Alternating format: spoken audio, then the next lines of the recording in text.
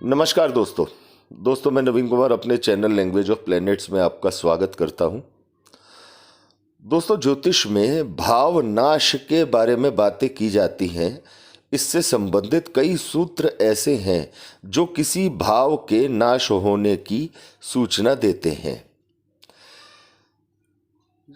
जब कोई कुंडली का महत्वपूर्ण भाव बुरी तरह से डिस्ट्रॉय हो जाता है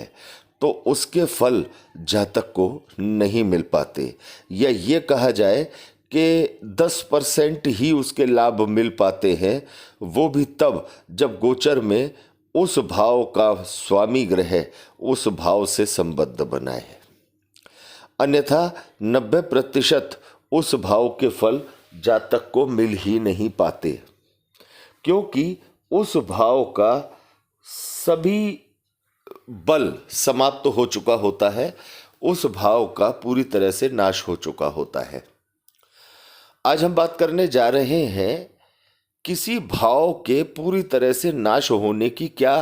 ग्रह स्थिति होती है, जिसकी वजह से कहा जाता है कि इस भाव का बुरी तरह से नाश हो चुका है, या भाव नाश वास्तव में होता क्या है। जैसा आप स्क्रीन पर देख रहे हैं, मेष लग्न की कुंडली है। लग्न में शनि बैठे हैं और कुंडली के तीसरे भाव में राहु बैठे हैं। दोस्तों, एक तरह से ये पाप कर्तरी योग बना हुआ है धन भाव के ऊपर, यानी धन स्थान कुंडली के दूसरे भाव के एक तरफ शनि है और दूसरी तरफ राहु है। अब सभी जानते हैं दोस्तों कि शनि मार्गी स्थिति में होंगे तो वो मेष लग्न से दूसरे भाव की तरफ गोचर करेंगे, भ्रमण करेंगे, और राहु सदैव वक्रीय स्थिति में रहते हैं तो राहु तीसरे भाव से दूसरे भाव की तरफ चलना शुरू करते हैं, अर्थात जिस भाव में बैठते हैं उसके पिछले भाव की तरफ यात्रा शुरू करते हैं। जब दोनों तरफ से पाप ग्रहों का आगमन होता है तो किसी भाव के शुभ भाव के फलों का बुरी तरह से प्रभावित होना स्वाभाविक होता है। इसी तरह से दोस्तों, मान लीजिए किसी भी जातक की जन्म कुंडली में ये परेशानी है, या जातक को ये परेशानी है कि साहब मेरे पास धन संचय नहीं हो पाता, मेरी कुटुंब में बिल्कुल साख नहीं है, कुटुंब में परेशानियां हैं, वाणी में प्रभाव नहीं है, वाणी प्रभावहीन है, तो इस तरह की स्थिति भी इन सभी समस्याओं का कारण हो सकती है कि लग्न में बैठा शनि वो आपके दूसरे भाव की तरफ मूव कर रहा हो और कुंडली के तीसरे भाव में बैठे राहु वो कुंडली के दूसरे भाव की तरफ वक्रीय गति से मूव कर रहे हों। इसी तरह से दोस्तों, मान लीजिए किसी व्यक्ति का सोर्स ऑफ इनकम डिस्टर्ब है बुरी तरह से, तो इसका सीधा सा कारण कई बार देखने को मिल जाता है कि यदि राहु कुंडली के 12वें भाव में है और कुंडली के 10वें भाव में शनि है और शनि मार्गी है, मार्गी होकर शनि 11वें भाव की तरफ धीरे धीरे मूव कर रहे हैं और राहु वक्रीय गति से कुंडली के 11वें भाव की तरफ मूव कर रहे हैं,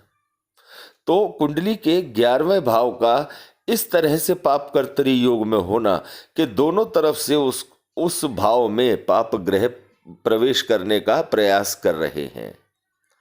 तो ये एक जातक की नियमित आय को बुरी तरह से प्रभावित कर देने के लिए ग्रह स्थिति काफी है। अब बहुत से जातकों के मन में ये बात भी आ सकती है कि 10वें भाव के स्वामी भी शनि है और 11वें भाव के स्वामी भी शनि है। दोस्तों, अगर कुंडली के 11वें भाव के एक तरफ राहु है और दूसरी तरफ शनि है, तो ये शनि अपने नियमित आय के भाव से लाभ स्थान से 12वें भाव में है। इस भाव के स्वामी होने का दर्जा शनि को तभी मिलेगा जब वो इस भाव में होंगे या इस भाव पर दृष्टि डालेंगे, अन्यथा कुंडली का 11वां भाव इस योग से बुरी तरह से प्रभावित होता है, चाहे वो शनि का अपना ही घर क्यों ना हो। दोस्तों, जिस भी भाव को आप देखना चाहते हैं कि कुंडली का हमारा ये भाव, एक तरफ राहु है और दूसरी तरफ मार्गी शनि है, शनि का पीछे होना ज़रूरी है,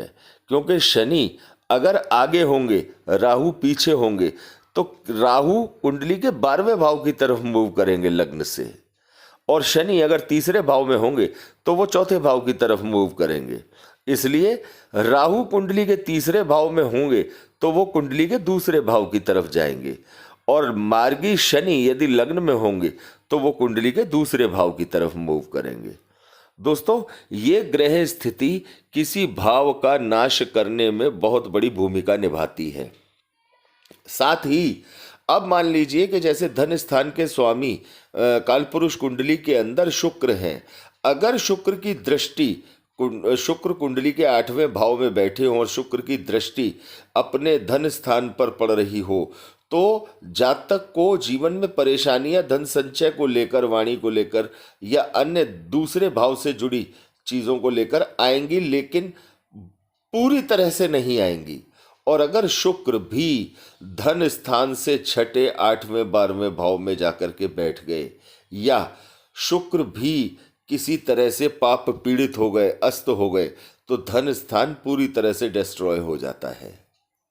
तो दोस्तों, यदि इस तरह की ग्रह स्थिति किसी भी जातक की जन्म कुंडली में बनी हुई हो तो उसे इस ग्रह स्थिति के उपचार की तरफ अवश्य जाना चाहिए।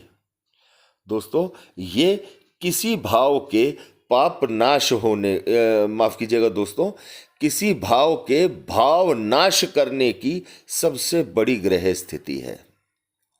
तो दोस्तों, यदि किसी भाव के नाश होने की इस जानकारी से आपको ज्ञानवर्धन हुआ हो तो ज़्यादा से ज़्यादा दोस्तों के साथ इसे शेयर कीजिए, वीडियो को लाइक कीजिए और चैनल को सब्सक्राइब कीजिए। धन्यवाद दोस्तों।